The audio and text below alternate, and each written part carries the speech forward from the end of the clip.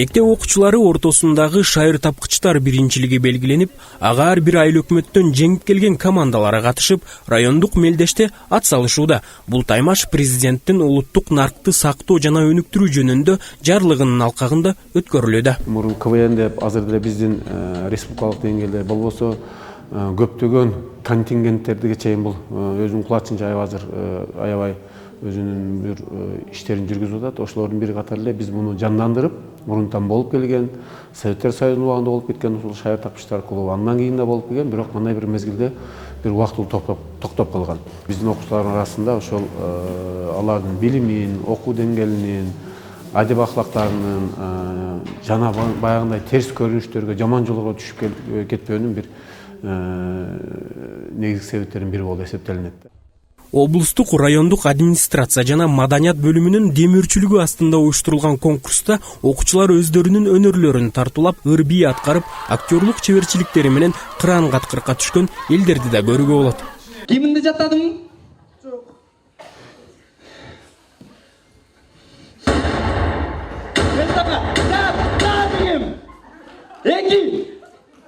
Алты команда оюнга өзгөчө даярданып келишкен. Шайыр тапкычтар клубунун мүчөлөрү болуудагы оңой эмес. Коомчулукту күлдүрүү жана аларга позитив тартуулоо туу асашыктуулук же болбосо талыкпас эмгек менен бааланат. Калыстар тобунун чечиминен кийин төмөнкү топтор орундуктарга ээ болду. 3-чү орунга Айкөл, 2-чи орунга Элдин балдары командалары ээ болсо, ал эми райондук биринчиликти Жылдыздар командасы багындырды. Бул конкурска биз бир ай берилген негизи. А биз 3 күн даярдандык. 3 күндүн ичинде ушундай ийгиликти көрүп жатабыз. 3 күндүн ичинде ушундай көрсөк болот экен. Бардыгы сонунда эндалган. Бул бүгүнкү иш-чара Каркыра лигасы ушундай түп районда түптөлүп жатат.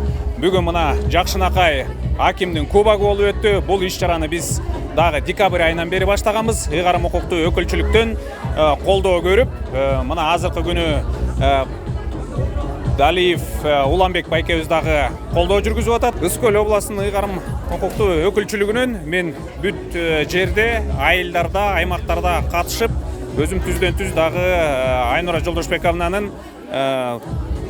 буйругу менен көзөмөлдөп жүрдүм. Район башчысы акимдин кубогунун башкы максаты окуучулардын демилгээлүүлүгүн, чечкиндүүлүгүн өрчүтүп, аймактар аралык достукту бекемдөө болуп саналат. Айта кетсек, райондун биринчилигин жеңген команда облустук таймашка даярданышат. Талгат Токтомушев, Алтынбек Исаев, Ильич Касейнов, Атайын Ысык-Көл жаңылыктар кызмат үчүн.